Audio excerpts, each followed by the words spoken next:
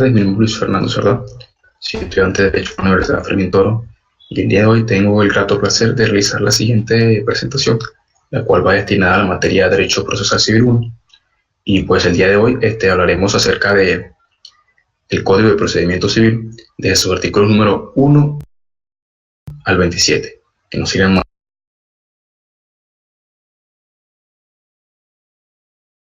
más que el título preliminar y las disposiciones fundamentales del mismo.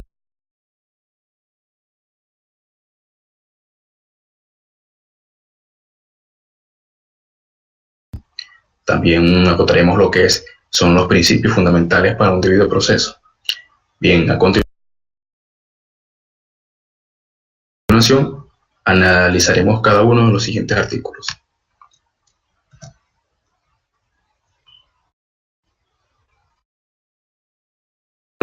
Unidad de jurisdicción. El término jurisdicción por lo menos tiene 4 significados a saber. Es el conjunto de poderes o autoridades de ciertos órdenes. Mi nombre es Luis Fernando Cerdá, soy estudiante de Derecho en la Universidad Fermín Toro, y el día de hoy tengo el grato placer de realizar la siguiente presentación, la cual va destinada a la materia de Derecho Procesal Civil 1. Y pues el día de hoy hablaremos acerca de el Código de Procedimiento Civil, de sus artículos número 1 al 27, que no sirven más que el título preliminar y las disposiciones fundamentales del mismo. También acotaremos lo que son los principios fundamentales para un debido proceso. Bien, a continuación analizaremos cada uno de los siguientes artículos. 1. Unidad de jurisdicción. El término jurisdicción por lo menos tiene 4 significados a saber.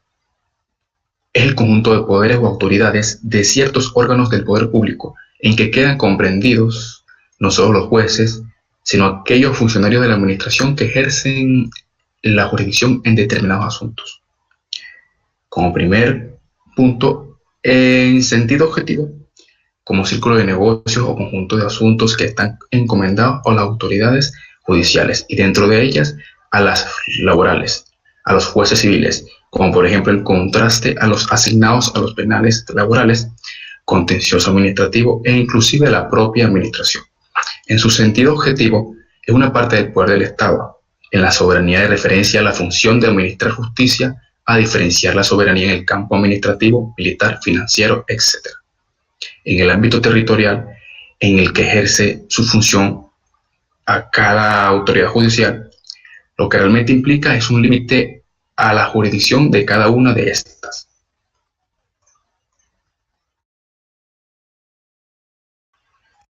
El concepto de jurisdicción, en el tercer sentido, es el que le interesa primero en el derecho procesal, que constituye el ejercicio de una de las funciones del Estado democrático. Eso lo dijo Hernández Molina. Y bien, la jurisdicción define por otro ordinario como la función del Estado destinada a la creación por el juez de una norma jurídica individual y concretada para que sea necesaria para determinar la significación jurídica de la conducta de los particulares y que cada vez entre ellos surjan conflictos e intereses y de asegurar la fuerza.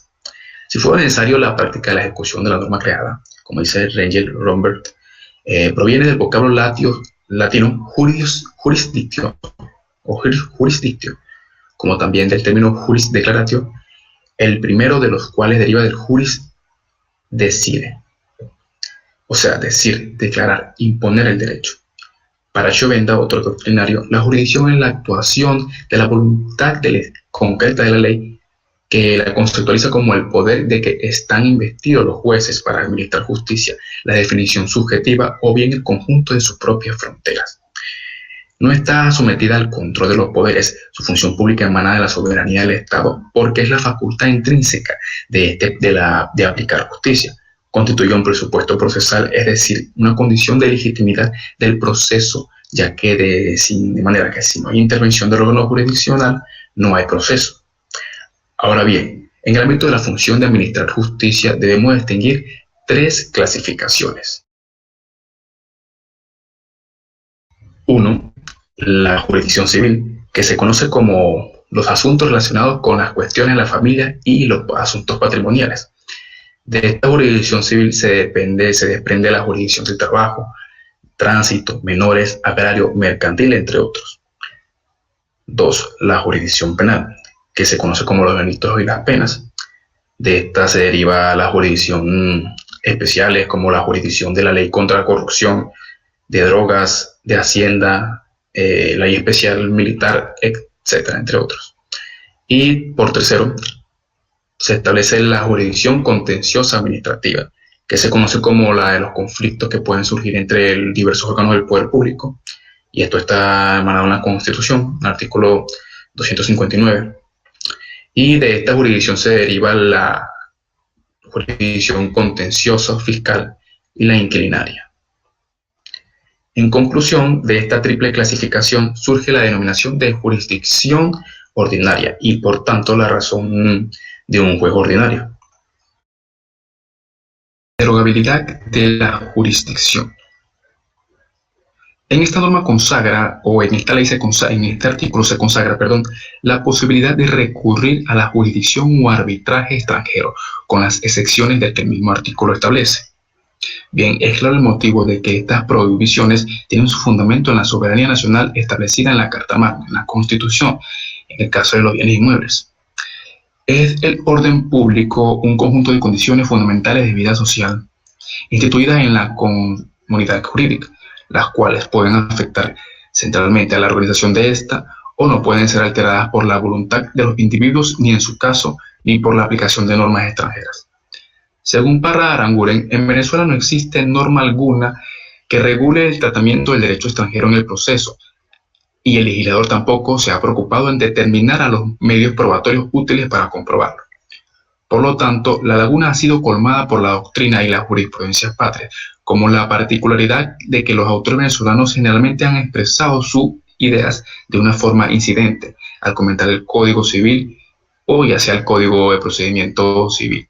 Por otra parte, otro autor, Rangel Robert, que dice que siendo la jurisdicción una función pública o el Estado,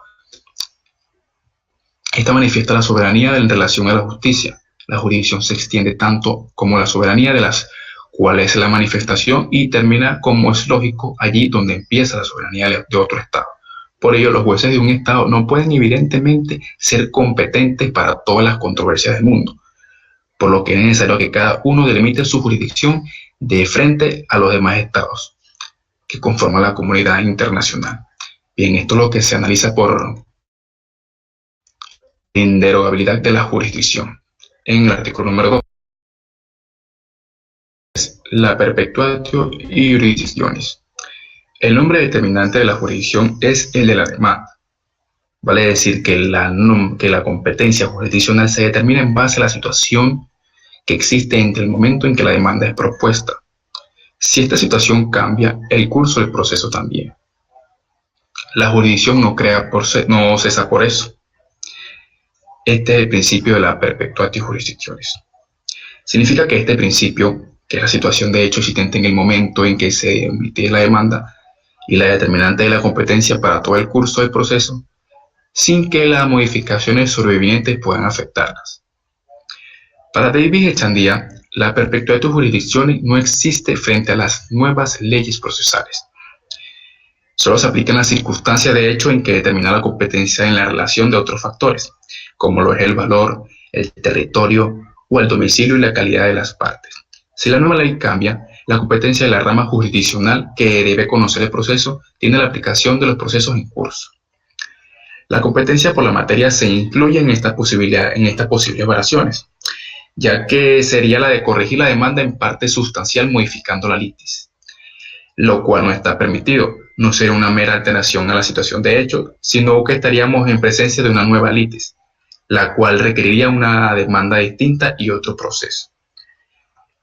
Los objetos de litigio pueden sufrir variaciones en su integridad o en el valor comercial, como lo es el deterioro, aumento por accesión, valorización por obras públicas o por deapreciación de la moneda, desvalorización por la misma causa, etc. Nada de esto puede alterar la competencia del juez. Es el valor que tenía el objeto al tiempo de admitirse la demanda el que regulará el proceso hasta su finalización, los intereses y los frutos que te tienen en cuenta hasta la fecha de emisión de la demanda, igual cuando estén estipulados para el curso del proceso. Con respecto al domicilio en este artículo, es posible que las partes las varíen con posterioridad luego de admitir la demanda en relación al actor o luego de citarse al demandado respecto a este. Sin embargo, la competencia primigenia señala para el momento de la terminante que persistirá hasta finalizar el proceso. La misma situación se presenta cuando la competencia por razón del territorio se fija teniendo en consideración la ubicación de los muebles, de los bienes inmuebles, y el traslado a otro lugar que no le afectará para nada.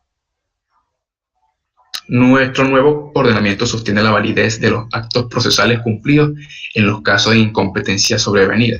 Así lo dispone el artículo 38 del nuevo Código Procedimiento Civil en su última parte, cuando reza que en virtud a la determinación que haga el juez en la sentencia, la causa resulte por cuantía de la competencia de un tribunal distinto, será este quien resolverá sobre el fondo de la demanda y no será motivo de reposición la incompetencia sobrevenida del juez ante quien propuso la demanda originalmente. Igualmente, el artículo 50 EJOSDEN determina que cuando por virtud de las solas pretensiones del demandado, como en los casos de poner compensación o intentar reconvención, el tribunal haya de decidir sobre una cosa por su valor corresponda en el conocimiento del tribunal superior, o mejor, de un tribunal de cuantía superior. Será este componente para conocer la demanda sola. También la conexión de la continencia de la causa, conforme a lo previsto en el artículo 48 y 52, puede desplazar la competencia de un juez a otro. Bien, así analizamos el artículo de la perpetuato y jurisdicciones. Vamos con el siguiente. La inexcluibilidad de la jurisdicción venezolana. Este principio no es solo inspirado en práctica de la tutela del ciudadano frente al extranjero, sino que es sobre todo expresión del interés fundamental que tiene el Estado en el ejercicio de la jurisdicción, en cuanto es a través de la jurisdicción que se mantiene y se aplica un ordenamiento jurídico. El Estado mismo establece cuando subsiste ese interés y lo hace bajo el perfil de la posibilidad de demandar al extranjero ante sus jueces. Pero en líneas generales, este artículo debe concordarse con el número 2, por cuanto desde el punto de vista de la competencia interna, la relación de la independencia entre dos o más causas, que es la relación más estrecha que puede darse, tiene como efecto la causa idéntica, en la cual no ha sido citada el demandado o lo ha sido citado, lo ha sido con posterioridad. Eso se distingue. Por lo que conviene dejar en claro que si desde el punto de vista extremo, la competencia procesal internacional, la pendencia de los mismos litigios ante un juez extranjero excluye la jurisdicción venezolana, porque evidentemente aquellas reglas de competencia interna no son aplicables por analogía por la competencia procesal internacional, pues supone que la existencia de dos jueces sometidos a un juicio de ordenamiento procesal y además no existe la EADEM pique la extensión de la regla de la competencia interna a la internacional, porque siendo cuestión de la independencia, la aplicación del principio de ne bis in idem, esto es, de la economía de los juicios, el ordenamiento venezolano no tiene en cuenta el dependio de las energías jurisdiccionales provocado con el exterior por el procedimiento, en menos de lo que contemple expresamente, como ocurre cuando se dan las jurisdicciones concurrentes, y lo que no es tampoco a lo que es el caso, pero ello y la exclusión de la jurisdicción venezolana según el artículo tiene carácter excepcional en los casos previstos en el artículo 2. El artículo número 5 nos habla acerca del principio de inderogabilidad convencional de la competencia, pues se acostumbra a denominar que la derogación de la jurisdicción al acto por el cual se priva a los funcionarios competentes, de acuerdo con la ley, de la facultad de conocer un litigio y resolverlo, mediante la voluntad de los particulares sujetos al mismo, en razón al arbitramiento, la transacción o conciliación. Pero se trata de una derogación de competencia, propiamente hablando, o sea, de la facultad de aplicar la jurisdicción en este caso. También véase los artículos 67 de este código sobre la regulación de la competencia. Pues estos serían estos dos artículos, número 4 y número 5, de ser analizados. A continuación, el siguiente artículo.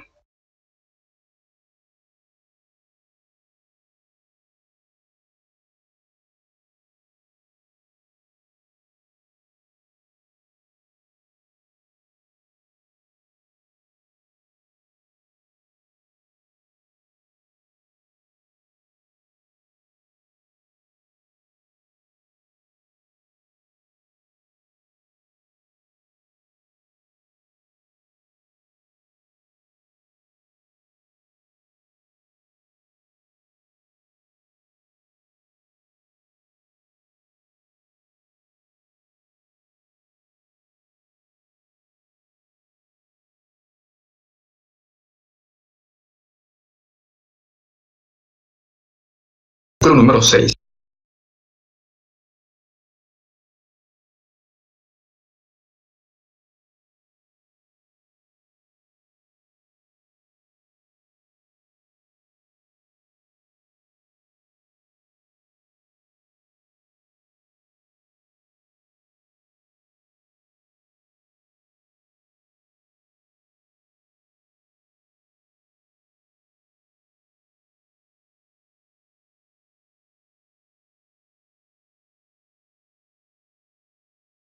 Regulación oficiosa de la jurisdicción. Este principio en materia civil, que los jueces no obren nunca de oficio, salvo a los casos expresamente determinados por la ley, o en resguardo del orden público y de las buenas costumbres, artículo 11, las sentencias que dicten, de no ser apeladas, se hacen firmes. Pero en ocasiones muy frecuentes el legislador les ordena consultar sus decisiones, especialmente aquellas que se roce con la jurisdicción de un Estado, ya que afecta a la soberanía, es decir, la esencia de su vida. La condición primordial que le coloca bajo pie de igualdad en el concierto de las naciones. Por ello, la ley, a todo evento y velando por la jurisdicción nacional, impone la consulta de tales fallos, aunque no hubiere apelado de ellos. Igualmente, el legislador les ordena consultar sus decisiones como en materia referente al Estado y la capacidad de las personas, en sentencias sobre divorcio, anulación de matrimonio, interdicción, inhabilitación, entre otros. Por tanto, la decisión de un juez venezolano afirmando o negando la jurisdicción frente a un juez extranjero era siempre consultada ante la sala, pero esta situación cambió por la Ley de Derecho Internacional Privado del vigente a partir del 6 de febrero de 1999, artículo 57. Así lo confirma la jurisprudencia. Véase también el artículo 62 de este código sobre la regulación de la jurisdicción. Bien, artículo número 7 nos habla acerca de las formalidades procesales. Bien, para Chovenda, este doctrinario establece, señala que el acto procesal es aquel que tiene por circunstancia inmediata la constitución, la conservación, el desenvolvimiento o la modificación de la definición de una relación procesal. Continuando analizando el artículo número 7 de las formalidades procesales, en cuanto a la clasificación de estos actos procesales, la doctrina distingue los constitutivos, extintivos o impeditivos. Los primeros dan a la relación procesal y crean la expectativa de un bien, como la demanda, que es el acto constitutivo de la relación. Los segundos extinguen la relación procesal como la sentencia, el convencimiento y la presión, entre otros. Y los terceros son aquellas que imposibilitan el que la relación tenga validez por una falta de algún elemento esencial, como los vicios de la sentencia que acarrean su nulidad procesal. Nuestro código incomento constituye el punto de partida para producir un proceso, aun cuando la ley especial debe ser preferentemente aplicada y en ausencia de una disposición legal que determine la manera de realizar un acto procesal. La omisión será suplida por el prudente arbitrio del juez. Se establecen también tres principios fundamentales que son el principio de legalidad, que puede formularse diciendo que consiste en que las autoridades no tienen más facultades que las que la ley otorga, y que sus actos únicamente son válidos cuando se fundan una norma legal y se ejecuten de acuerdo a lo que se prescribe. Las facultades y poderes que se gozan de las autoridades pueden ser contenidas en la ley expresamente de una manera implícita, pero en este último caso se han de referirse necesariamente de ella y no de proceder de una interpretación falsa o maliciosa del texto. El principio de legalidad es un enemigo radical de la arbitrariedad, el combate de sus raíces, y sin él no es posible la existencia de instituciones al mismo tiempo liberales y democráticas. Las monarquías absolutas, los regímenes dictatoriales o despóticos desconocen por completo el principio de legalidad. Téngase en cuenta que la palabra legalidad significa que la calidad de lo que es legal, o sea, que de lo que se ajusta o lo que se ordena a la autoridad o a la ley. También significa verdad, rectitud y fidelidad en el desempeño de un cargo o en el cumplimiento de una obligación. Por último, igualmente expresa la palabra el conjunto de derechos y obligaciones que demanda la ley.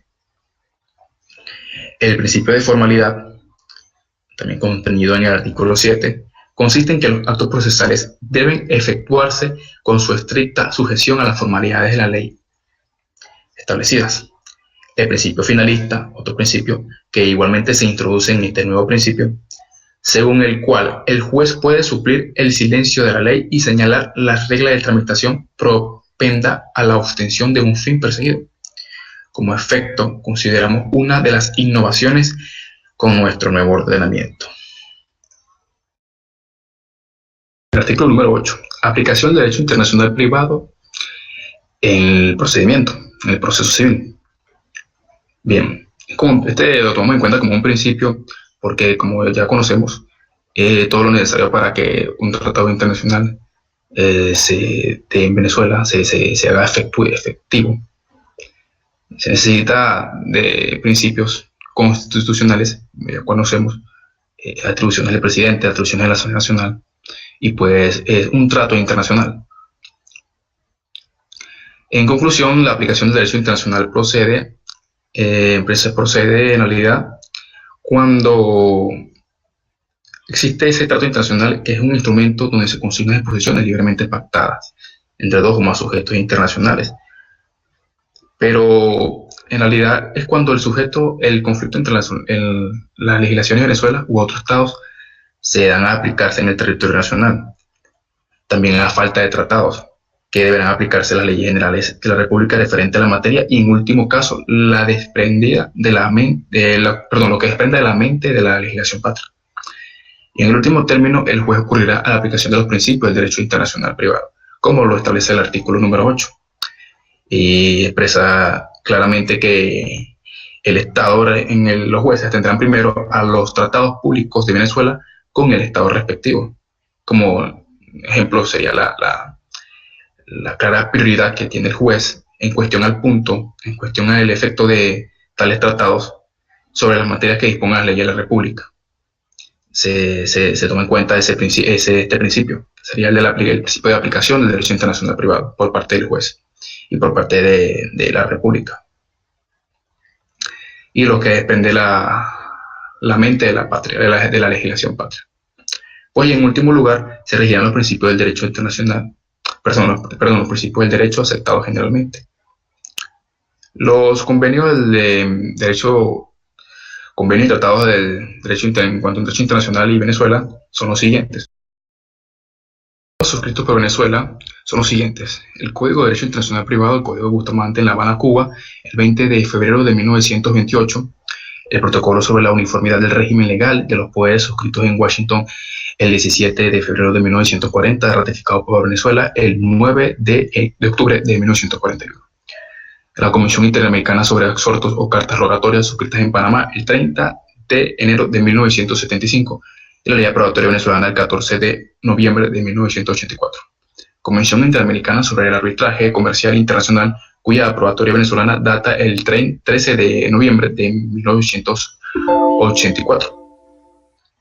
A esta procede la Convención Interamericana sobre la Eficacia Extraterritorial de las Sentencias y los Laudos Arbitrales Extranjeros en Montevideo, el 8 de mayo de 1979. Convención Interamericana sobre el régimen de poderes para ser utilizados en el extranjero, cuya ley aprobatoria venezolana fue publicada el 4 de septiembre de 1985. La Convención Interamericana sobre Normas Generales del Derecho Internacional Privado, suscrita en Montevideo el 8 de mayo de 1979. Y por último, la Convención Interamericana sobre la Recepción de Pruebas en el Extranjero, suscrita en Panamá el 30 de enero de 1975. Todas estos han sido tratados suscritos por Venezuela y por ende también se le corresponde la aplicación del derecho internacional privado a cada uno de estos en cuanto a el derecho y el procedimiento civil. Artículo número 9. Aplicación de la ley procesal como principio procesal. El principio general aplicable de la ley procesal venezolana es tempus regit actum, en virtud de lo cual los actos y las relaciones de la vida real se regulan por la ley vigente en el tiempo de su realización, como es el deber ser. La aplicación de este principio nace del precepto constitucional según el cual ninguna disposición legislativa tendrá efecto retroactivo, excepto cuando imponga menor pena o que la pena le favorezca al reo. Y las leyes y procedimientos se aplican desde el momento en que entra en vigencia la ley, aún en los procesos que se hallaren en curso. Frente a los procesos terminados de la ley nueva carecen de eficacia. Los actos quedan firmes y sin modificación alguna. Los procesos por iniciarse cuando entra en vigencia la nueva ley se ven afectados así. En la acción se puede hacer valer lo que la ley nueva reconozca. Asimismo, es válida esta consideración en cuanto a cualquier recurso o cualquier medida de seguridad, tal como es la aplicación, sin embargo, etc. Caen bajo la nueva ley procesal los presupuestos procesales, la capacidad de las partes, las excepciones procesales, los derechos y deberes de las partes, las normas y los efectos de los actos y procedimientos, y las pruebas tanto de su admisión como en su evaluación. Es preciso señalar que el insigne maestro Sánchez Cobiza, en su obra La vigencia temporal de la ley en su ordenamiento jurídico venezolano, señala los siguientes requisitos que concurrentemente deben estar presentes para que la aplicación de la ley no se haga de forma retroactiva, y son los siguientes a saber. El primero de ellos referido a que la ley no valora los supuestos de hechos parados, es decir, no afecta la existencia o inexistencia, validez o nulidad, licitud o licitud de los supuestos de hechos verificados ante su vigencia, y no decide, por lo tanto, de su actitud o ineptitud para producir consecuencias jurídicas. En contraposición, la cual se refiere, podría afirmarse igualmente que la existencia o inexistencia, validez o nulidez, licitud o licitud de los hechos, actos, para considerarlos como tales supuestos de hechos susceptibles de producir consecuencias jurídicas, se regirán por la ley anterior cuando habrán tenido lugar ante la vigencia de la nueva ley.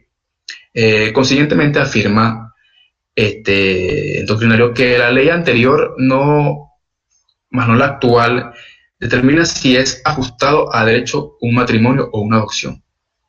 Bien, asimismo, el citado autor, como segundo requisito, propone la ley que regula las consecuencias pasadas de supuestos de hechos pasados.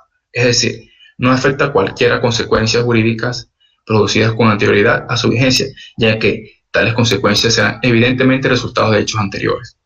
Y como tercera y última condición señala que la ley no regula las consecuencias futuras de supuestos de hechos pasados, es decir, no afecta a los efectos jurídicos producidos después de su vigencia, cuando tales efectos son consecuencias de un hecho anterior.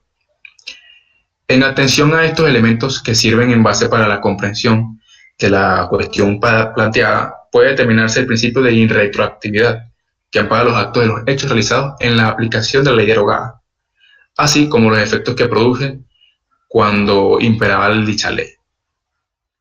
Bien.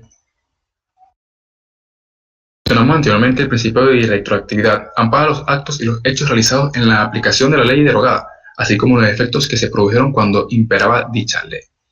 Finalmente, formula las siguientes reglas, que son aplicables en los casos en los que la ley reduzca o amplíe la duración del lapso. 1. En caso de que el lapso sea acordado por la misma ley, los lapsos en un curso se regirán por la ley anterior y seguirán sometidos a la duración anterior. 2. En caso de que la ley sea ampliada por una nueva ley, los lapsos en curso se regirán por una nueva ley y quedarán sometidos a la duración establecida de ellas, pero respetando en todo caso el lapso transcurrido bajo la vigencia de la ley anterior. Y si su voluntad e intención de la nueva ley es ampliar el lapso, el plazo necesario, para la realización de uno de los elementos constitutivos de un determinado supuesto de hecho, es lógico que el lapso que se alargue entre todos aquellos casos en que el supuesto hecho no se haya todavía constituido sea tal como corresponda. Número 10. Principio de la celeridad procesal. Al decir que el ilustre procesalista, el autor Eduardo Coutret, en proceso el tiempo no es oro sino justicia, y Hering afirmaba: la lentitud de la justicia es en sí una injusticia. Bien, estos son dos autores, dos procesalistas que señalan su punto de vista en cuanto a la lentitud o a la mala aplicación de la celeridad de un proceso.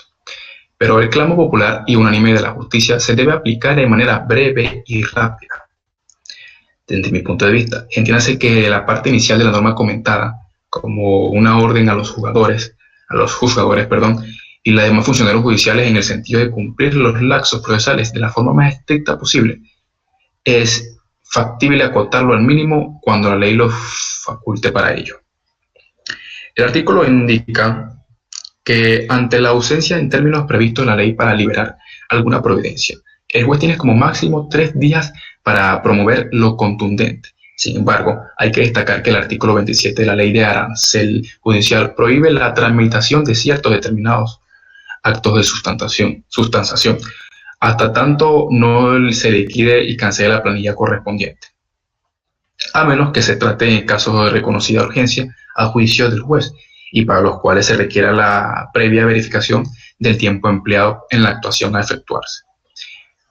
Por otra parte, la Constitución de la República Bolivariana de Venezuela, en su artículo 26, suprimió un arancel judicial y declaró la gratitud de la justicia, la cual obvia para la realización del proceso, que señala el artículo 27 del arancel judicial. La celeridad del proceso ha sido una ideal que ha añorado todos los pueblos, pero a pesar de ello, nuestros juicios tradicionalmente han sido sumamente lentos, onerosos y muy difíciles. Esto se ha debido a que el legislador no ha sido suficientemente previsto para inducir en las normas procesales los instrumentos eficaces que le permitan una administración de justicia breve y rápida. A falta de esa previsión, no ha permitido eliminar la serie de argucias y artimañas que los litigantes de mala fe a menudo emplean para retardar el proceso innecesariamente, pero por más sencillo que éste sea. Pensamos que con la disposición que se ha introducido el legislador en el artículo 10 de este código, se eliminan estas prácticas dilatorias, o por lo menos se atenúan, es decir, que puedan los jueces imprimir mayor celeridad de los actos procesales y que en adelante pueda administrarse la justicia en la mayor brevedad posible, con menor esfuerzo y con menos gasto de tiempo y dinero. Artículo número 11. Principio nemo iudex sine actore. En principio básico, este principio señala que no hay proceso si no hay demanda, no hay jurisdicción si no hay acción, ya que las partes establecen el objeto litigoso, y por su parte el juez no puede separarse de lo que ellas han convenido en someter o a su consideración. Igualmente el juez está obligado a decidir sobre la base de lo probatorio, de lo probado por las partes. Lo último, no puede el juez condenar algo diferente, extra petita, ni excederse de ello, ultra petita. Para mayor ilustración traemos a la colación del principio expositivo, que consiste en el ejercicio de la acción procesal que está encomendado por sus formas activa y pasiva, y a las partes y el juez en sus principales aplicaciones, que son: 1. Nadie le puede obligar al juez a intentar y proseguir una acción contra su voluntad. Otro tanto puede decirse el derecho de defensa judicial. Tanto se puede obligar al demandado a oponer cuestiones previas y ni siquiera negar la demanda. 2. La aportación de las pruebas de formulación de los alegatos. Han de hacerse las partes conforme a las reglas que rigen en la carga de la prueba y la formulación de las exposiciones de los alegatos. 3. Los jueces no deben sentenciar según lo alegado y probado en autos, respetando siempre los términos que se formuló la litis, sin poder hacer valer hechos diferentes. En cuanto al derecho, no rige el principio dispositivo, todos los autores están conformes en que los jueces pueden suplir los principios jurídicos y las normas legales aplicables al caso. Aunque las partes no lo hayan hecho en debida forma, sin embargo, se les está prohibiendo a los jueces cambiar, se les es prohibido a los jueces cambiar o modificar la causa de la acción. Esto es en el derecho generador de derecho que se hace valer en juicio. 4. A las partes que les corresponde intentar los recursos que la ley concede contra las resoluciones que los perjudiquen. Bien, el principio dispositivo no rige siempre en el proceso civil. Además, la excepción ya apuntada que hay que mencionar son las siguientes. Las facultades importantes que la ley concede en materia de prueba por los tribunales y que puedan ordenar la práctica de la diligencia probatorias para un mejor proveer. Están obligadas a declararse incompetentes cuando así proceda, aunque las partes hagan valer su incompetencia. A examinar de oficio a la personalidad de los litigantes, rechaza de la demanda si no está arreglada el derecho, revisar las sentencias pronunciadas en los juicios de nulidad del matrimonio y rectificación acatadas en el estado civil, aunque las partes no interpongan en contra de ellas el recurso de apelación. Muchos autores acuerdan y afirman que según la doctrina que llamaríamos clásica o tradicional, el principio dispositivo obtiene su más completo desarrollo con la aplicación de las máximas del derecho común, a nemo iudex sine actore y ne procedat iudex ex officio, probata iudex iudicare debet. Es decir, que el juez no puede actuar sin que un sujeto, un particular o público, pida el ejercicio de la actividad específica, que el órgano jurisdiccional no procede de oficio, o sea, espontáneamente si no lo ha permitido a la parte, que debe proveer conforme a lo que se pide y no solo sobre lo que se pide, y que al fallar debe hacerlo conforme a los hechos alegados y a los elementos de convicción que hayan producido. Entre las excepciones que pone el principio dispositivo, menciona lo consiguiente en el juez, que debe obrar de oficio cuando se trate de un litigio que le interese al orden público y del cual tenga conocimiento.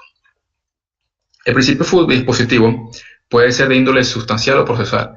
El primero se refiere a la disponibilidad por parte de los tribunales de derechos subjetivos, el segundo al manejo del proceso de las partes, y el principio dominante en el proceso civil es el dispositivo, que supone que las partes pueden disponer de sus derechos sustanciales y que en el proceso pesa sobre ellas la carga de estimular la función judicial y de proporcionar los fundamentos de esta sentencia, mediante los actos de postulación, peticiones, afirmaciones y aportes de prueba. Consecuencia de lo anterior es que el juez no puede inmiscuirse en aquello que las partes no propongan como tema decidendum, la regla general. El principio contra es el inquisitivo de investigación que domina hasta ahora en materia penal generalmente. El principio dispositivo descansa sobre el hecho de que el proceso civil se ventilan derechos en cuya asistencia y realización que están interesados los particulares que intervienen en lo que determina y que se refiera a ello de inducir la persecución judicial. Por lo cual, en esta esfera no es necesario de que el Estado, un guardián de los intereses privados, salvo que los titulares acudan a él en búsqueda de tutela jurídica. Más acertado es dejar a aquellas que en la medida de su conveniencia encaucen su actividad judicial cuando lo crean necesario. El principio dispositivo se condiciona a las peticiones de las partes a quienes corresponde dar el primer impulso a la marcha del proceso. Nemo iudex sine actore. Es claro que el principio dispositivo no predomina sobre las normas jurídicas aplicables en el caso concreto, a que el juez debe elegir pertinentemente haciendo caso omiso de lo que erróneamente hayan invocado las partes. Esto se le dice iura novit curia. Una noción que cristaliza todas aquellas normas de interés público que existen y observan incondicionalmente y que no son derogables por la disposición privada. La indicación de estos signos característicos del concepto de orden público, esto es, la necesidad de la observancia incondicional de sus normas y su consiguiente indisponibilidad de los particulares, que permite descubrir por razonable margen de acierto cuando se está o no en el caso de infracción de una norma en orden público. Por último, por buenas costumbres, se entiende aquellas normas reiteradas de conducta que son reguladas por la norma o la moral de una comunidad. El concepto de buena costumbre implica el cumplimiento de preceptos de índole moral vigentes en una comunidad. Esa buena costumbre debe o bien secundar la ley o ser tolerada por las normas jurídicas, pero en ningún caso pueden considerarse buenas costumbres aquellas que infrinjan a las normas integrantes del ordenamiento jurídico positivo. En materia contractual, el objeto ilícito no solo cuando viola el orden público o las normas de orden público, sino cuando infringe las buenas costumbres. Artículo número 12. Deberes del juez en el proceso. En este artículo se hace referencia y se recogen varios principios. Número 1. Principio dispositivo, desarrollado en el artículo 11, JUSDEN, que acabamos de mencionar, de este mismo código y hicimos referencia anteriormente. 2. El principio de verdad procesal, que se le ordena a los jueces tener por norte de sus actos la verdad, porque mal podrán administrar justicia y ejecutar lo justo y de su decisión, pero si no se basa en la verdad y si no se logra conocer con certeza los derechos de las partes litigantes, este principio no tendría razón. Como la verdad no es una, sino una sola, y es natural, y tal decisión, el desideratum social, que la verdad absoluta y la procesal son idénticas una misma. Pero ello, por desgracia, no ocurre siempre, porque la imperfección de los elementos de convicción y la de un criterio humano hacen también la imperfecta justicia de los hombres. Y los jueces deben tener en consecuencia aspirar que los autos aparezca lo verdadero, lo real, sin que en ellos les toque descubrir personalmente otra cosa diferente a lo que arrojen los autos. Pues la única verdad para el juez es la procesal, la que resulta de los alegatos y de lo cierto. No puede salirse del límite de oficio, no debe obrar con espontaneidad, con actividad, sino en los casos de excepción que ya hemos hablado, limitándose en lo demás de hacer prácticos pedimentos de las partes y a abstenerse de sus alegatos y pruebas. Ocurrirá no pocas veces que la verdad absoluta adquirida por el juez mediante los elementos de conocimiento no existe en autos. No puede ser proclamada, sino que estos los arroje. Existe el principio de legalidad, por tercer lugar, que puede formularse diciendo que consiste en que las autoridades no tienen las facultades que les otorgan las leyes, no tienen más facultades que les otorgan las leyes, y que sus actos únicamente son válidos cuando se funden en una forma legal y que se ejecuten de acuerdo con lo que la ley prescribe. Las facultades y poderes que gozan las autoridades pueden ser contenidas en la ley expresamente o de una manera implícita en estas mismas, en caso de inferirse necesariamente de ella y no promover de una interpretación falsa o maliciosa a su texto. El principio de legalidad es un enemigo radical de la arbitrariedad. Como se dijo anteriormente, lo combate eso de sus raíces, y si él no es posible la existencia de las instituciones y al mismo tiempo liberales y democráticas, entonces no tiene razón de ser tampoco este principio. Las monarquías absolutas, los regímenes dictatoriales y los despóticos desconocen por completo el principio de legalidad. Por otra parte, el juez puede fundar su decisión en los conocimientos de hechos que se encuentren comprendidos en la experiencia común o máximas de experiencia del juez, que son el conjunto de conclusiones empíricas fundadas sobre la observación de lo que ocurre y lo susceptible de adquirir validez general para justipreciar las pruebas producidas en un proceso. Friedrich Einstein, en su obra El conocimiento privado del juez, definió las máximas de experiencia de la siguiente manera. Son definiciones o juicios hipotéticos de contenido general desligados de los hechos concretos que se juzgan en el proceso, procedentes de la experiencia, pero independientemente de los casos particulares cuya observación se ha inducido y que, por encima de estos casos, pretendan tener validez por otros nuevos. En la interpretación de los contratos. Es de la soberanía de los jueces de una instancia y de la decisión del respecto de que ellos produzcan, solo será atacable la casación por denuncia de error de calificación del contrato, error de este derecho o por suposición de falta de interpretación de un contrato. Es fijar sus efectos, penetrar en la común intención de las partes. Esta labor deja a la apreciación del juez y que hay reglas de interpretación que son medios que brindan la razón y la lógica para desentrañar, descubrir el verdadero sentido de aquellas estipulaciones que resulten ambiguas o oscuras. El código no contiene estas reglas, sino que la jurisprudencia y principalmente la doctrina sí las tiene. Número 13. Aplicación de la equidad, o principio de aplicación de equidad.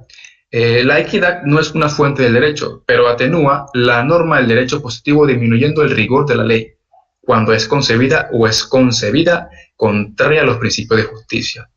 Bien, Aristóteles, este filósofo, dijo que si bien la equidad y la justicia son distintas, pertenecen sin embargo al mismo género, siendo la equidad superior de la justicia, lo equitativo y lo justo. Son una misma cosa. Y siendo ambos buenos, la única diferencia que hay entre ellos es que lo equitativo es mucho mejor. La diferencia estriba en que lo equitativo, siendo lo justo, no es legal, lo justo según la ley, sino que es de dichosa rectificación de la justicia rigorosa legal. La causa de esta diferencia es que la ley necesariamente siempre es general y que hay ciertos objetos sobre los cuales no se puede estatuir convenientemente por medio de disposiciones generales. Por consiguiente, cuando una ley dispone de una manera general y en los casos particulares hay algo excepcional, entonces viendo que el legislador calla o que se le ha engañado por haber hablado en términos absolutos, es imprescindible, corregirle y suplir su silencio y hablar en lugar con el mismo lo haría si estuviese presente. Es decir, haciendo la ley como él lo haría si hubiera podido conocer los casos particulares de que se trate. Pero, por lo tanto, la equidad consiste en anteempezar el rigor de la ley al aplicarla tomando en cuenta las circunstancias excepcionales al caso concreto, que el legislador no previó al dictar aquella. Puede ser definida como justicia en el caso concreto. El clásico Escrinche, dice que la palabra equidad tiene dos acepciones en jurisprudencia, pues ora significa la moderación del rigor de las leyes atendiendo más a la atención del juez y del legislador que a la letra de ellas. Ora se toma por aquel punto de rectitud del juez que a falta de la ley escrita o constitucionaria de costumbre consulta en sus decisiones las máximas del buen sentido y de la buena razón, o sea, la ley natural. La equidad, según Carneluti, es lo mismo que la justicia extendida en su sentido más elevado, como el pilus del derecho, el ideal que debe realizar las instituciones jurídicas. Una ley equitativa es una ley justa. Según el citado doctrinario, la antítesis entre la equidad y la que no es objetiva, y la ley que no es objetiva, no se refiere a las facultades que tiene el órgano de derecho, especialmente el juez, para obrar en determinado caso. Si el órgano está vinculado, impera la ley. Si tiene libertad de acción, rige o debe regir la equidad. Pero nuestro ordenamiento jurídico procesal acoge, por vía de excepción, el principio de equidad y autoriza a nuestros jueces para resolver las controversias con arreglo de equidad, en dos casos concretos. Uno, cuando las partes lo soliciten y trate de derechos sobre los cuales tengan libre disposición. Tal es el supuesto del artículo bajo estudio y este mismo artículo en sí. Y dos, cuando la ley lo autoriza para obrar según su prudente arbitrio. Así lo dispone el artículo 23 de este mismo código. Artículo número 14. Impulso del proceso. Impulso de oficio del proceso. Bien, para Couture, el impulso procesal es un fenómeno, en virtud del cual se asegura la continuidad de los actos procesales y su dirección hasta el fallo definitivo. Se ha dicho que, según el principio dispositivo, las partes deben impulsar el proceso en cuanto se relaciona con las actividades que puedan desplegar durante su curso, con el fin de que surtan determinados actos procesales, por ejemplo, las citaciones, las expediciones, la expedición de copias y casi todos los actos que impliquen un arancel judicial. Sin embargo, cuando el proceso ha sido inconcado por las partes, es al juez a quien le toca conducirla de oficio en cuanto a los trámites, hasta proferir la sentencia. El juez debe adelantar los procesos por sí mismo, por sí solo, adoptar las medidas conducentes para impedir su paralización y procurar la mayor economía posible, procesal. incurrir la responsabilidad por las demoras que ésta ocurra. En esta forma el proceso se adelanta por impulso de oficio, sin que dependa de las peticiones de las partes para que pase de una etapa a la subsiguiente. En todo proceso, hasta que antes la sentencia pueda paralizarse por una actividad del demandante respecto a algún acto que le corresponda realizar. Es preciso que la parte imprima un nuevo impulso para la continuación, pues de lo contrario se configura la aprehensión o paralización del proceso. Pero las partes son las llamadas a llevar el proceso a segunda instancia o casación mediante la interposición de los recursos respectivos o remitir el proceso de arbitraje. Pues estos actos dependen del principio dispositivo, así como de proponer incidencias. Artículo 15. Principio de igualdad procesal. El principio de igualdad procesal es un principio en el que el proceso se establece de igual trato e igual oportunidades en cuanto a derechos y obligaciones en la tramitación de juicios, de acuerdo a la posición que ocupe la parte, bien sea como actor o como demandado, como mujer, género y las actitudes adoptadas en el procedimiento.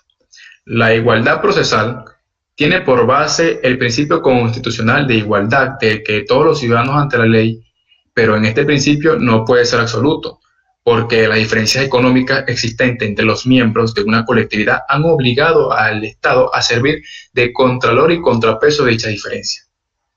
Este principio consiste que, salvo las situaciones excepcionales establecidas en la ley, toda petición o pretensión formulada por las partes en el proceso debe ser comunicada a la parte contraria para que ésta pueda prestar su consentimiento o formular su oposición. Conforme a este principio, el juez no procede al plano, sino a aquellas situaciones en las que la ley lo autoriza expresamente. El principio procesal de las partes, entendida en su sentido clásico liberal, ha hecho crisis en nuestros tiempos, porque si admitimos que el descamisado y el potentado, el marginado y el privilegiado no son iguales ante la vida, es evidente que tampoco puede serlo ante el proceso. Bien, el autor Calamandrei, con su admirable sentido renovador del proceso civil, concluye que es el viejo concepto de igualdad procesal de las partes de una enunciación puramente teórica, sin verdadero contacto con la realidad. Y por ello el principio tiene ahora un carácter social. De allí la necesidad de que el juez cumpla una función más activa, más dinámica en el proceso para evitar en lo posible que el resultado del litigio esté determinado al poder económico de una de las partes. El nuevo Código de Procedimiento Civil no merece tal calificativo en lo que respecta a la consagración de la igualdad de las partes, puesto que no introduce ninguna de la modificación en la concepción tradicional de este principio, hasta el extremo de que el artículo 15, que lo consagra, es esencialmente idéntico al artículo 21 del Código de 1916. Según su eminente maestro Couture, de quien estamos haciendo referencia, el principio de igualdad procesal tiene diferencias o diversas aplicaciones, entre las cuales señalan las siguientes. A. La demanda debe ser necesariamente comunicada al demandado. B. La comunicación debe hacerse con las formas requeridas en la ley bajo la pena de nulidad. Todo quebrantamiento en la forma de emplazamiento extraña en el riesgo del demandado no haya sido efectiva enterado en la demanda. C. Comunicación de la demanda. Se otorga al demandado un plazo razonable para comparecer y defenderse. Según este autor, la doctrina denomina esta circunstancia la garantía ante el tribunal. D. Las pruebas deben ser comunicadas al adversario para que se tenga conocimiento de ellas ante su producción, antes de ser evacuada. E. Toda prueba debe ser fiscalizada por el adversario durante la producción e impugnada después de su producción. F. Toda petición incidental que se formule, ya sea durante el debate, ya sea durante la prueba, debe sustanciarse con audiencia del adversario salvo la disposición en contrario. G. Ambas partes tienen igualdad de posibilidades de presentar sus exposiciones en conclusión, alegatos y de impugnar mediante recursos de resoluciones las que les sean necesarias y adversarias. Apunta Couture que las excepciones de este principio, vale decir, aquellas situaciones que se deciden sin que se tome en cuenta previamente la parte contraria, son muy limitadas en comparación con la magnitud del principio. Señala como por ejemplo de estas excepciones el principio de igualdad. 1. Las providencias o medidas cautelares preventivas de garantía, las cuales se dictan sin comunicación previa a la contraparte, salva del derecho que tiene la contraparte o la parte quien obra de impugnación posterior. 2. Los recursos de menor importancia, como lo son reposición, apelación en causa de menor cuantía, se conceden o se niegan sin sustanciación alguna. Señala también el autor Couture que lo que este principio demanda no es una igualdad numérica o aritmética, sino que una igualdad razonable de posibilidades en el ejercicio de la acción y la defensa. Las pequeñas desigualdades requeridas por las necesidades técnicas del proceso no quebrantan el principio. El quebrantamiento de este principio no proviene del hecho de que se dicten resoluciones sin hubiera la parte contraria, sino que se conceda de un litigante lo que se niegue al otro, una resolución declarada inapelable para las dos partes o una prueba denegada a ambas partes. No constituye una violación legal del principio constitucional de igualdad ante la ley, sino que el quebrantamiento existirá cuando el autor se le permitiera alegar, probar o impugnar a lo que estuviese prohibido para el demandado o viceversa. De acuerdo a este principio, los términos o lapsos y recursos que se concedan a una de las partes se extienden que si han concebido también a la otra. El artículo 16 tiene como título Principio de interés procesal, porque en este mismo código, el Código de Procedimiento Civil, en este mismo artículo se consagra que este principio de interés procesal, así para proponer, la demanda del actor debe tener un interés jurídico actual, además de los casos previstos en la ley. El interés puede estar limitando a la mera declaración de la existencia o inexistencia de un derecho o de una relación jurídica. No es admisible a la demanda de mera declaración cuando el demandante puede obtener la satisfacción completa de su interés mediante una acción diferente. El Estado, a través del Poder Judicial, tutela los derechos de las personas y éstas, para hacer valer sus derechos, deben hacerlo a través de la acción.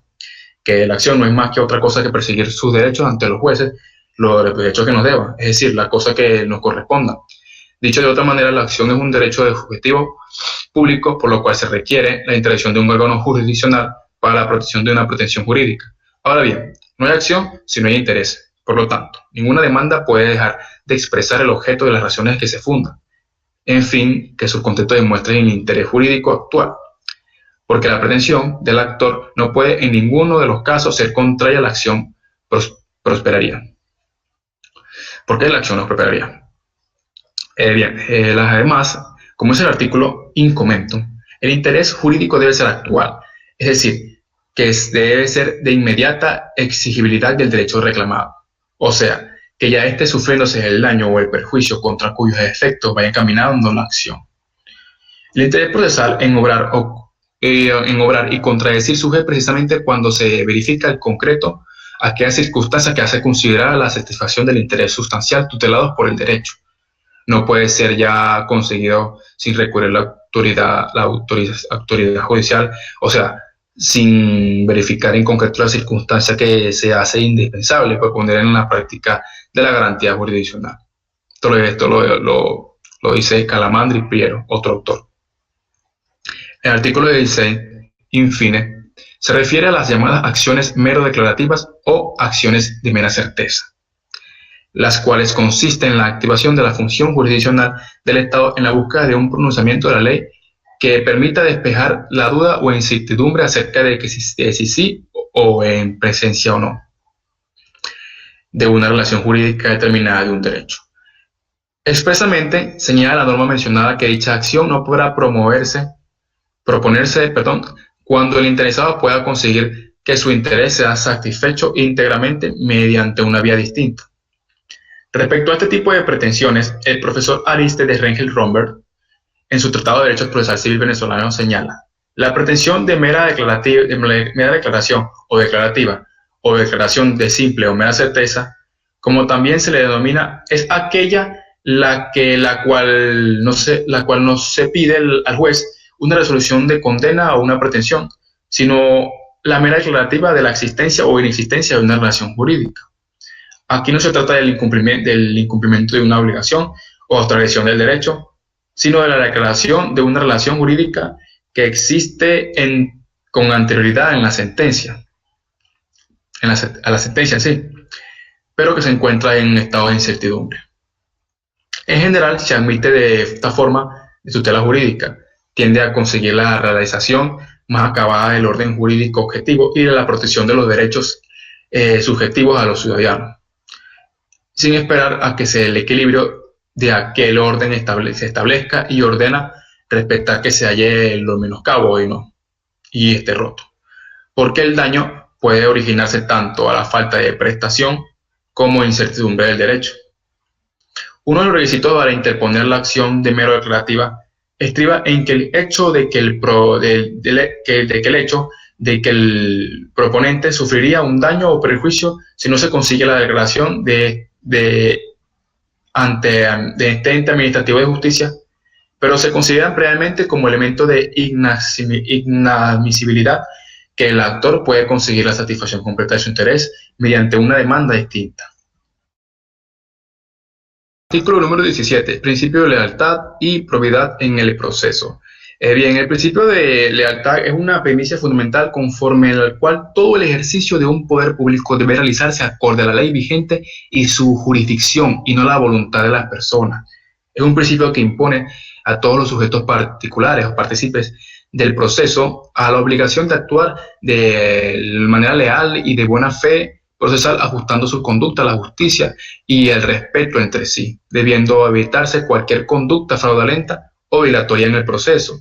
La probidad, en términos generales, es la rectitud y la moralidad que tiene que ajustarse a la conducta humana y en lo público, en lo que debe observarse en ejercicio de funciones públicas, las partes interesadas, y por lo tanto la lealtad refiere a la honestidad que le debemos al otro.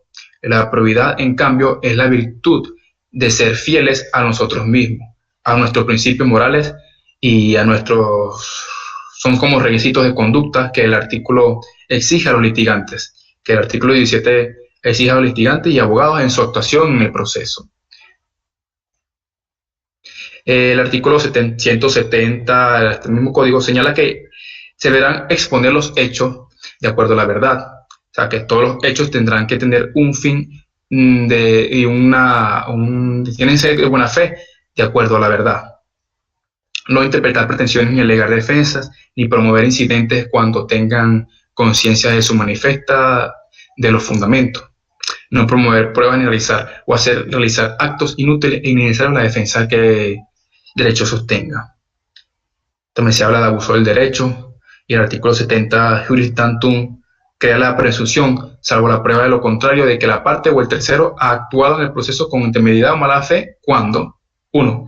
Deduzcan en el proceso pretensiones o defensas principales o incidentales manifestamente infundadas, y 2. Maliciosamente alteren o omitan hechos esenciales a la causa.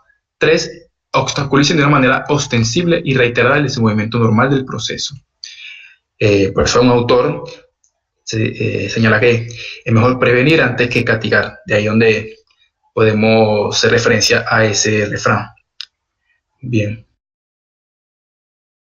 En conclusión, el legislador, al consagrar positivamente el principio de lealtad procesal, ha revalorizado el aspecto ético-social del proceso, en un reconocimiento de que este no consiste en un torneo entre egoístas, sino que se trata de un instrumento que procura, como diría el maestro Calamandrei, ya citado anteriormente, la conciliación de la libertad con la justicia. Ante la vigencia del actual Código de Procedimiento Civil, la cuestión del dolo procesal, entendido en este sentido amplio, lo que abarca la colusión, el fraude, la simulación y el abuso de derecho, carecía en las leyes de una declaratoria general que lo rechazara. Apenas si el artículo 15 de la Ley de Abogados se refería al principio de la lealtad procesal, pero una serie de disposiciones puntuales contemplaban y lo combatían, tales como las multas a las partes provenientes de la actividad procesal, la condena en costa de los litigantes temerarios y hasta la eximiente de la misma, en los casos en que el actor demandara sin motivo y el demandado conviniese la demanda. Situación recogida en el Código de Procedimiento Civil en el artículo 282. Pero a partir del vigente Código de Procedimiento Civil, en forma genérica y no puntual, el dolo procesal y sus efectos aparece recogido en el ordenamiento procesal, cuando el ordenal 1 del artículo 170, ya mencionado anteriormente, crea en las partes el deber de la veracidad, exponer los hechos de acuerdo a la verdad, mientras que el artículo 17, al desarrollar el deber de la lealtad y y la prioridad en el proceso por parte de los litigantes, orden de la prevención y colusión y el fraude procesal, máximo exponente del dolo procesal. Convenios, contratos o inteligencia entre dos o más sujetos con el fin de perjudicar a un tercero. Pero el fraude procesal, ¿qué es el fraude procesal? Se puede ser definido como las maquinaciones o los artificios realizados en el curso del proceso por medio de este, destinados mediante engaño o a la sorpresa de la buena fe de uno de los sujetos procesales, o impedir la eficaz administración de justicia en beneficio propio o de un tercero y en perjuicio de parte o de un tercero. Estas maquinaciones o artificios pueden ser realizados unilateralmente por un litigante, lo que constituye un dolo procesal stricto sensu, o por el concierto de dos o más sujetos procesales, caso de que surge la colusión, y puede perseguir la utilización del proceso como instrumento ajeno a sus fines, de dirimir controversias o declarar determinadas situaciones jurídicas, como ocurre en el proceso no contencioso, y mediante la apariencia procedimental lograr un efecto determinado, o perjudicar concretamente a una de las partes dentro del proceso, impidiendo que sea administrada la justicia correctamente. Artículo 18. Responsabilidad del funcionario o del juez judicial. Bien, la responsabilidad de los jueces se deslinda en tres casos que son necesarios saber.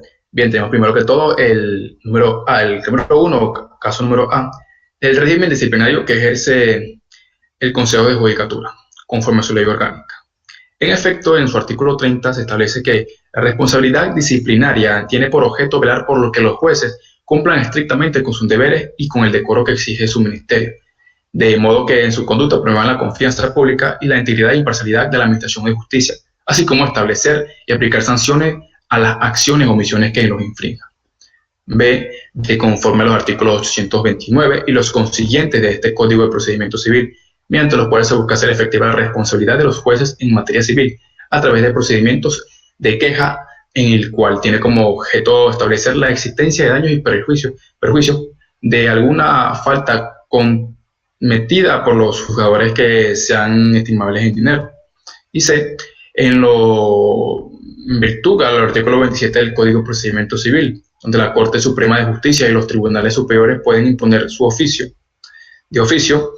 como penas disciplinarias y porque resulte demostrando así en el proceso, apercibimiento y aún multas a los funcionarios que hayan intervenido en aquel por faltas materiales que aparezcan. El parágrafo único del artículo 209 de JUSDEM establece la facultad que tienen los tribunales superiores de percibir a los que no cuando declaren el vicio en la sentencia proferida por estos, e incluso a la aplicación de una multa en caso de reincidencia. El artículo 299 prescribe la imposición de una multa disciplinaria al juez que no providencie los escritos de la prueba en el término indicado en el artículo 398. De conformidad al artículo 38, la ley de carrera judicial, los jueces podrán ser amonestados por las causas que establecen en dicha norma. En el ordinal 7 se contempla la hipótesis de que los retrasos y los descuidos injustificados en la tramitación del proceso de cualquier diligencia de los mismos injustificados serán amonestados de oficio por parte del juez que conozca en caso de una causa. Esta diligencia se debe enviar al Consejo de Judicatura, ahora llamado Dirección Ejecutiva de Magistratura, una copia de decisión que se agregará al expediente del juez. El incumplimiento de este deber por parte de los jueces se conoce como el grado de causa. Será motivo de amonestación por parte del Consejo de Judicatura, la cual estableció un nuevo procedimiento de la ley de carrera judicial. 9. Denegación de justicia. Denegación de justicia se le es el nombre que se le da a la actitud que asume el juez ante la pretensión de las partes de que se declare el derecho al no dictar sentencia a dictarla o dictarla omitiendo pronunciarse acerca de lo sometido a su conocimiento, acerca del conflicto que conoce. Es el error en que buena fe puede incurrir los jueces y no se le acarrea sanción, se le acarrea responsabilidad, pero sí su abstención de resolver, porque ello equivale a eludir el cumplimiento de sus funciones o causar perjuicios irremediables a las partes ante los que ellos acuden o la solicitud de justicia. El juez como funcionario público investido de autoridad para ejercer la función jurisdiccional atribuida en el artículo 51 de la Constitución de la República Bolivariana de Venezuela y las leyes tribunales de la República, se encuentra vinculado con el Estado en virtud de una relación de derecho público, de las cuales nacen obligaciones del juez frente al Estado y frente a los ciudadanos. La infracción de estas obligaciones origina una responsabilidad de índole pública, criminal o civil, exigible por el Estado y por los particulares. Así, el artículo 139 EJUSDEN determina el ejercicio del poder público que acarrea responsabilidad individual por abuso de poder o violación de la ley. Asimismo, el artículo 206 del Código Penal establece una pena multa para el funcionario público bajo cualquier pretexto, aunque fuera en silencio, oscuridad, contradicción o insuficiencia de la ley, omita o rehúse cumplir con algún acto de su ministerio. Al respecto, Grisanti Aveledo, comenta que la omisión por ese delito se comete por violación de un deber o una actividad. Ocurre cuando el funcionario público omite o rehúsa cumplir con su acto de su ministerio. Se omite un acto determinado cuando la gente no lo ejecuta. No obstante, estar obligado a ello, la omisión extraña una manifestación es inercia. El funcionario público se abstiene de ejecutar un acto de su ministerio, se rehúsa cuando el mismo se niega de modo expreso o tácitamente a realizar dicho acto.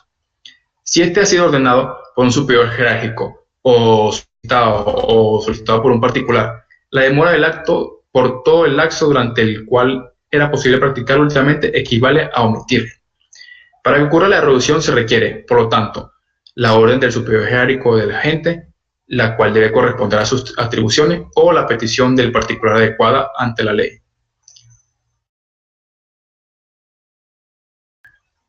Este artículo 20 tiene por título Principio de jerarquía constitucional. Bien, ¿por qué? Porque el control concreto o difuso de la constitucionalidad no es otra cosa que la aplicación de la norma constitucional a un caso específico, vivo, real y presente. En el derecho venezolano se califica el control concreto, sin tomarse en cuenta el hecho de que a través del mismo se decide un supuesto específico, de donde deriva su nombre, sino la circunstancia de que cualquier juez está facultado para aplicar la norma constitucional para el caso en que deba decidir.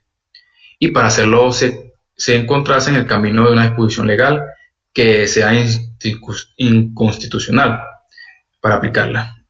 Es decir, que la aplicación que le da el sistema venezolano tiende al órgano que ejerce el poder de la aplicación de la norma constitucional y no al objeto de tal aplicación, que es un caso en que debía ser decidido inmediato y no una situación general abstracta. El control difuso de la constitucionalidad o control concreto de la constitucionalidad está consagrado en el artículo 7 del Código de Procedimiento Civil de 1916, así como lo está en su reforma de 1986, en el artículo 20, que establece que cuando la ley vigente cuya aplicación se pida colidere con alguna disposición constitucional, los jueces aplicarán esta con preferencia. Fue justamente el Código de Procedimiento Civil el que marcó la pauta de tal forma que el control de la constitucionalidad, aun cuando ninguna otra la mencionase en ninguna forma expresa. Bien, el artículo 3 de la Ley Orgánica de Amparo sobre los Derechos y Garantías Constitucionales dispone también que sea procedente la acción de amparo cuando la violación o amenaza o la violación derive de una norma que colida con la Constitución. En este caso, la providencia judicial que resuelva la acción interpuesta deberá apreciar la inaplicación de la norma impugnada y el juez informará a la Corte Suprema de Justicia acerca de la respectiva decisión. Esta decisión no anula la ley o el acto normativo cuestionado, simplemente es una decisión de protección de efectos interpartes en relación al accionante, en el sentido de que la misma lo que hace es declarar que para la norma es inaplicable. La diferencia básica entre el artículo 20 del Código de Procedimiento Civil y el artículo 3 de la Ley de Amparo es que en el primer caso la declaración es de inaplicabilidad de la norma, es de carácter oficioso, y que en el segundo supuesto es a petición de las partes o del parte. Artículo 21. Atribuciones del juez. El juez tiene poderes en orden al cumplimiento de las sentencias, autos y decretos que dicte dentro de sus atribuciones. Esta potestad le viene conferida constitucionalmente en el artículo 253 de la Constitución de la República Bolivariana de Venezuela, donde ordena a los órganos del Poder Judicial conocer a las causas y asuntos de su competencia mediante procedimientos que determinen las leyes y ejecutar su sentencia. Y es de suponer que con la colaboración de las demás autoridades de la República. Por otra parte, el artículo 11 de la Ley Orgánica del Poder Judicial desarrolla este precepto constitucional especificando que los tribunales, para la ejecución de su sentencia y de todos los actos que decreten o acuerden, puedan requerir de las demás autoridades y el recurso o el concurso de la fuerza pública, sin que tales autoridades prejuzguen o califiquen los fundamentos de los cuales se les pida tal curso. El artículo 22 se le ha colocado por título Principio de especialidad procedimental. Bien, esta norma inspirada en el derecho romano se puede leer como in toto iure generit per speciem derogatur et illum positumum abertum cut am speciem directum est. Para Feo, un autor, está fundada en la razón, porque desde que el legislador encuentra motivos o consideraciones suficientes para decidirse o para dictar la ley especial sobre una materia, separándose las reglas ordinarias dictadas por casos analógicos o sometiéndolas a una reglamentación más minuciosa, está demostrando su voluntad de que la ley especial sea observada con preferencia a la general, y en cuanto fuera excepción esta. Se colige un aludido principio en lo que referente a las leyes de procedimiento, que siempre hay la ley especial sobre una materia que deba ocurrirse a ella y no a las reglas generales del Código de Procedimiento Civil. Sin embargo, hay que tener presente que cuando la ley especial nada ha determinado acerca de ciertos actos o de ciertos casos que ella misma indica o supone, por fuerza se ha de ocurrir para evitar la desarmonía o la arbitrariedad a las reglas generales y a la formalidad del caso. En resumen, la ley especial se aplica en todo cuando especialmente está previsto en ella, y además se ocurre a las reglas de disposiciones generales.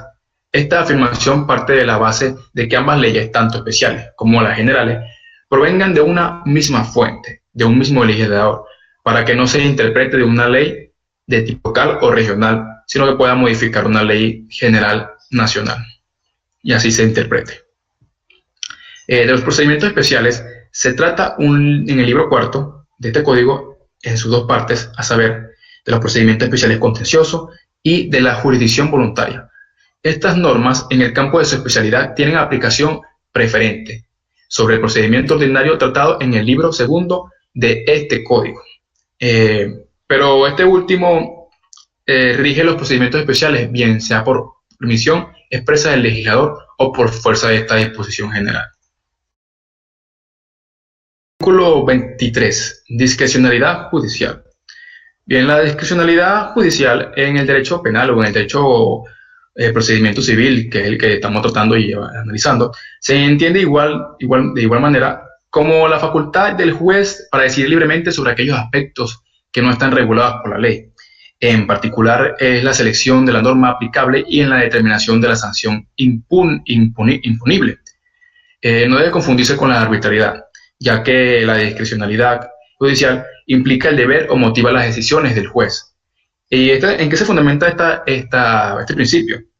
Bien, se fundamenta en que si discutimos al diccionario de la Real Academia Española la lengua, discrecionalidad es la cualidad de discreción, o sea, cualidad discrecional, a su vez por discrecional, de las tres accesiones recogidas para reflejar aquí las dos primeras, que se refiere a uno, a ser libre y prudencialmente, y dos, referida a la potestad y a la gubernativa. O sea, con esto quiero decir que es el juez el que tiene la decisión de tomar la más prudente de las decisiones, y de aquí deriva su discreción.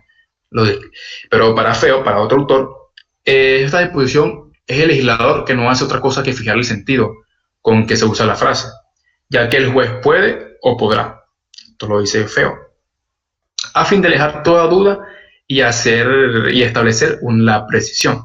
Ejemplo de ese cuidado nos da muchos cuerpos de leyes antiguos y modernos, comenzando por las pandectas en sus títulos de regulis juris y de verbum significationes, y por cierto que son tan importantes como útiles para la ciencia y la práctica. Bien, siguiendo con el orden de idea, no habrá en lo futuro juez, concluye el autor citado, como lo ha solicitado acontecer, que al tropezarse pueda o podrá, sea creado o sea autorizado, para conceder o no, según su capricho y su voluntad soberana, sino que ha de entender la razón o la equidad, consono a la justicia imparcial, en obrar de un sentido o en el otro sentido. Por otra parte, Calamandrei, un autor ya mencionado anteriormente, afirma que según se presume uno u otro método de formulación del derecho, será diversa en el sentido de la oposición del juez y diverso por consiguiente el contenido de la función jurisdiccional. En un ordenamiento que predomine el método de la formulación del derecho para el caso singular, el juez, en el momento en que se le es llamado a hacer justicia respecto a la relación concreta controvenida, no encuentra ante sí una norma preconstituida de la cual pueda lógicamente deducir, en forma individualizada y concreta, el mandato ya potencialmente contenido en la voluntad abstractamente manifestada por el legislador. Y en este sistema, el juez, no pudiendo buscar ciertos criterios a su decisión en la ley que no existe, debe directamente sacarlos desde su conciencia, o no, o como se dice también, de su sentimiento de equidad natural.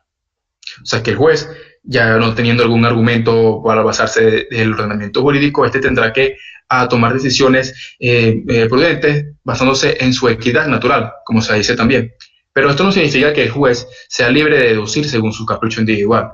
Significa que el juez se le confía el oficio de buscar caso por caso la solución que le corresponda mejor a las concepciones morales y económicas predominantes en la sociedad en la que viva él en ese momento. Y el de ser, por consiguiente, el intérprete fiel de las corrientes históricas de su tiempo. Fácilmente se comprende que en semejante ordenamiento la función del juez es, ante todo, una función de creación de derecho, o sea, una actividad prejurídica y esencialmente política, en la que el juez no aplica el caso concreto de un derecho ya traducido en fórmulas estáticas por el legislador, sino que realiza directamente para encontrar la decisión del caso singular. Un trabajo se podría llamar diagnosis política por las fuerzas sociales que, en el sistema de la formulación legal, está realizado exclusivamente por los órganos legislativos. Y en este mismo sistema de formulación legal, a diferencia de lo que ocurre en el sistema de formulación para el caso singular, las fuerzas políticas de las que nace el derecho vienen a desembocar y a actuar sobre los órganos encargados de formular leyes. Cualquiera que sea el nombre de los mismos que reciban, cualquiera de las que sean las formas en que estén constituidos, son ellos los órganos legislativos, los filtros que el ordenamiento del Estado prepara para descartar las confusas y discordias aspiraciones del ius condendum, la certeza positiva del ius condendum, que el juez debe aceptar sin discutirlo, sin poder comenzar de nuevo por su cuenta el trabajo de valorización política que ha venido realizado, de una vez para siempre, y de una vez por todas, por el legislador. En el sistema de legalidad hay, pues, el legislador y el juez, una división de trabajo. Todos los factores políticos deben ser llevados a la valoración de los órganos competentes para crear las leyes, no los órganos, tales como el primer término de los jueces, a los que corresponde solamente aplicarlas tal como son. En este sentido, está este vigor en el sistema de legalidad y no lo está en el sistema de equidad. La separación entre justicia y política al juez y con mayor generalidad al jurista. No corresponde a discutir la bondad política de las leyes, corresponde solamente en cuanto al juez y en cuanto a jurista. Observarlas y hacerlas observar. De todo, como se ha dicho, aparece el alcance exacto de la contraposición que aún hoy se hace entre jurisdicción de equidad y jurisdicción de derecho. En la actividad del juez de equidad que crea en el derecho se aplica el caso singular en el derecho creado por el legislador, que el juicio de equidad, la creación del derecho y la aplicación en el caso concreto tiene lugar en el mismo momento, como un acto único. En el juicio de derecho, en el mismo camino se realizan dos etapas. La primera por obrar el legislador y la segunda para obrar el juez. De suerte que se puede decir que la jurisdicción de equidad concentra en sí, actuando caso por caso, la función creadora del derecho que en el sistema de la legalidad está sustraída en el juez y reservada por el legislador. Artículo 24. Principio de publicidad. Bien, el principio de publicidad o del principio de publicidad procesal no es más que el proceso o la posibilidad de las partes y los terceros que tengan en poder acceder al desarrollo del litigio, al desarrollo del proceso, de todo el procedimiento, logrando así su presencia y una suerte en el control hacia la responsabilidad profesional de los jueces. Esta aceptación de la publicidad puede existir o bien respecto a las partes o en respecto a relación con terceros. El respecto a las partes consiste en que los actos a través de los cuales se desenvuelve la relación procesal deben ser necesariamente visibles por todos los sujetos en ella. El numeral 1 del artículo 49 de la Constitución de la República Bolivariana de Venezuela de 1999 expresa que toda persona tiene derecho a ser notificada de los cargos por los cuales se le investiga, de acceder a las pruebas y disponer del tiempo y los medios adecuados para ejercer su defensa. Pero también se extiende su significado en el derecho en que todas las partes puedan conocer y hacer observaciones a aquellas pruebas que el juez considere necesario para evacuar bajo la figura de complementos y de pruebas o autos para mejorar o proveer el proceso, su defensa, perdón, dispuestas en el artículo 401 y 514 en ambos casos.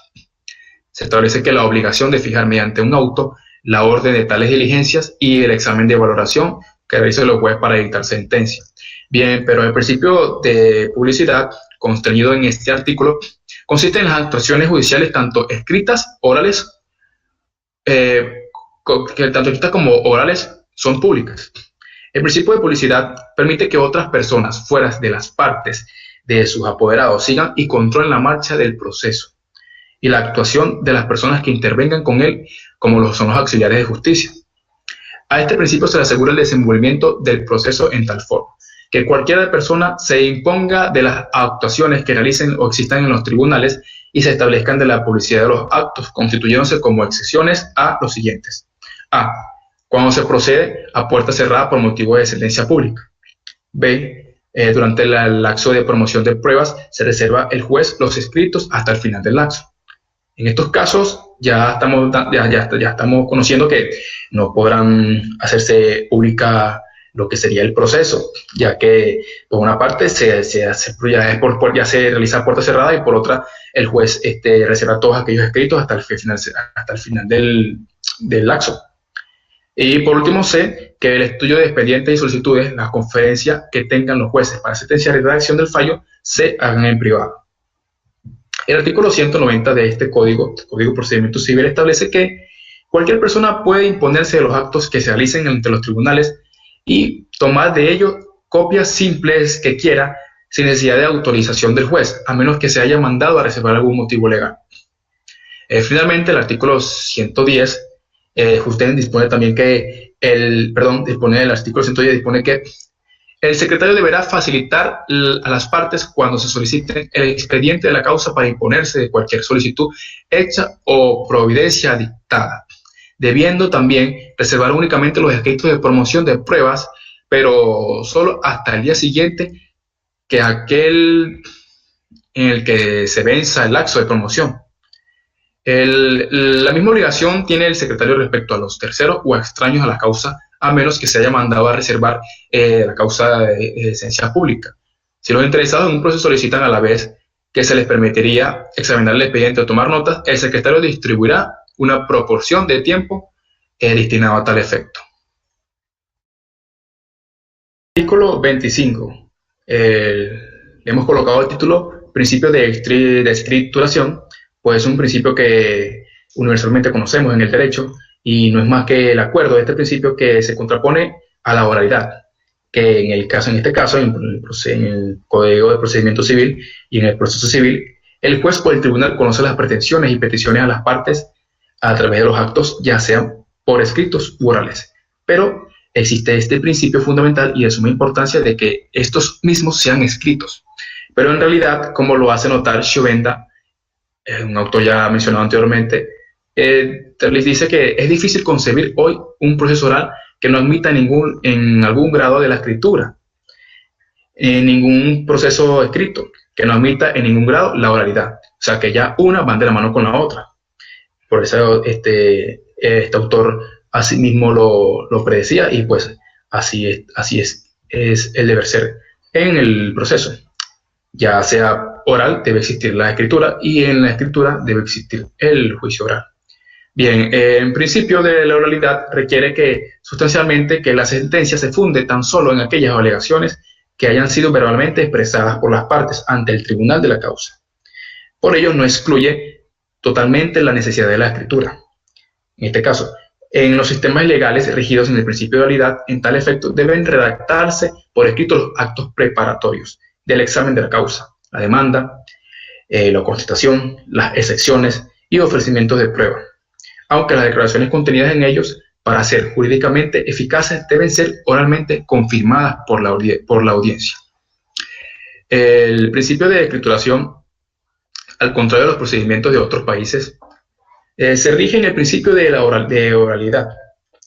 El nuestro es prevalentemente escrito, sin que esta característica se destruya, porque algunos de los actos procesales en determinadas actuaciones se desarrollan de la palabra.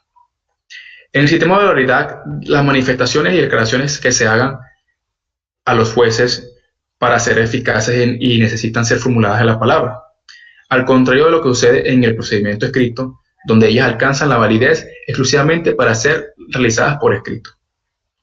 Sobre la convención del principio oral y del escrito, dice Kish, otro autor, que los dos tienen sus ventajas y sus inconvenientes. El de la escritura tiene a su favor la mayor seguridad de que proporciona el que las declaraciones queden fijadas y permanentes en el juicio, en el proceso. Pero a cambio a esto la reducción a escrito exige mucho más tiempo y la lectura es incómoda, la sustentación se hace pesada para el continuo traslado de los escritos para las partes del tribunal y aquellas entre sí. Es un obstáculo contra la publicidad y se presta fácilmente a que sea solo un miembro del tribunal colegiado al que se entere a fondo del asunto. Y además se confían por entero en él. Por otra parte, Kish dice que la oralidad tiene también sus puntos débiles. Es ocasionada a que el oyente lo malinterprete, lo malentienda, o se dejan pasar puntos interesantes del adversario en una gran destreza de sus facultades de improvisación para responder al ataque. Estamos hablando a la hora de litigar. Pero en vista de que otro punto a la oralidad es que acelera, simplifica y da más vida al procedimiento. En la sustanciación de la palabra, las partes se ven en presencia del adversario, el tribunal público siente cierto temor y procura prescindir de todo embrollamiento intencionado y de cualquier sofistería. Los errores pueden ser desechados con más facilidad y el juez que dirige la causa está en condiciones de poder cesar todo lo que conduzca al averiguamiento de la verdad y hacer resaltar y examinar más a fondo la verdadera importancia. Bien, todo y cada uno de los miembros de los tribunales colegiados se llevan una impresión viva a la vista del asunto. En resumen, una multitud indudable de ventajas. Por eso, en criterio personal, podría decir que tanto el método escrito como oral es muy importante para un debido proceso. Y por último, artículos 26 y 27. El artículo 26 nos habla acerca del principio de citación única. Y pues el principio de citación única constituye una característica singular de nuestro sistema procesal en lo que diferencia radicalmente. Y en este punto de los demás sistemas latinoamericanos y europeos, y constituye un medio de lograr en que el proceso venezolano le da una especialidad en la celeridad en el curso del mismo, por lo que la supresión de las notificaciones y traslado de las partes de cada uno de los actos, resoluciones que se dicten en el juicio, lo cual, unido al principio de orden consecutivo legal con frases de preclusión que también rige el sistema, hacen el desarrollo del proceso una actividad continua y automática, mucho más rápida, que no queda entregada a la voluntad de las partes o del juez, sino regulada y dirigida expresamente por la ley. De manera que los litigantes se colocan en la situación procesal de poder tener el conocimiento legal de todos los actos del proceso sin necesidad de notificaciones ni traslados a las actuaciones de las partes, como lo es en otros países, creándose de este modo una especie de carga que grava a cada litigante y lo motiva en aras a su propio interés, una especie de carga que grava y le da ese impulso, es más al litigante, tanto al litigante como al proceso, en su interés y de llevar a cabo el mismo, en aras a un propio interés. Y estar vigilante para poder controlar los actos que se realicen de la contraparte o del juez, y ejercer en tiempo oportuno sus oposiciones, sus recursos, sus defensas, que fueran procedentes en beneficio a una situación del proceso. En conclusión, estará derecho en comparecer en juicio, personalmente o mediante un apoderado, con obligación de atacar la resolución judicial. La última parte del artículo prevé algunas excepciones a este principio, los cuales deben ser resultantes con algunas disposiciones especiales de la ley, verigracia, como cuando la sentencia es dictada fuera del lapso, en menester de su notificación para la continuación del artículo 251 del Código de Procedimiento Civil. Bien, artículo 27 y último, penas disciplinarias a los funcionarios judiciales. El artículo 208 de este mismo código, impone al secretario del tribunal el deber de cuidar que los expedientes de las causas conserven el orden cronológico de las actuaciones, que lleven las foliaturas y las letras al día. El artículo 109 dispone que el secretario debe salvar toda enmenduría, aunque sea de foliación, palabras testadas y cualquier interlineación. Igualmente, el artículo 112 establece que no podrán darse copias fotostáticas certificadas sin previo decreto al juez.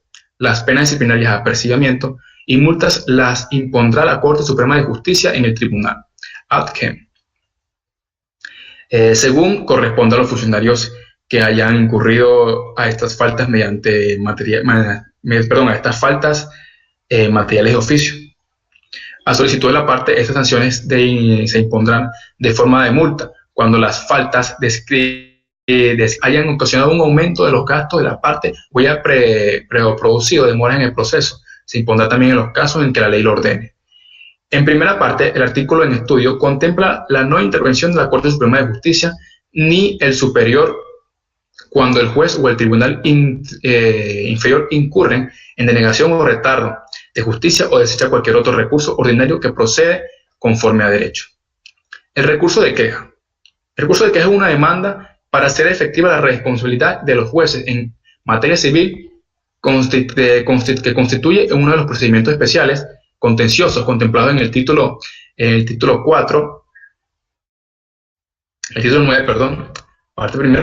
parte primera del libro 4 de este código, a través del cual el litigante puede reclamar los perjuicios que le ha causado el juez con juez asociado o árbitro. Puede el juez de la causa hacer subsanar las fallas que notare y hacer de que la facultad legal de apremiar con las multas de testigos, peritos u otras personas. Asimismo, en virtud al ordenal 3 del artículo 91 de la Ley Orgánica del Poder Judicial, los tribunales tienen la jurisdicción para imponer sanciones correctivas y a los funcionarios y empleados judiciales cuando cometan faltas en el desempeño de sus cargos o empleos y cuando su conducta comprometan al decoro de la judicatura. Bien, hasta ahora esto ha sido todo. Esto ha sido toda mi presentación. Muchísimas gracias.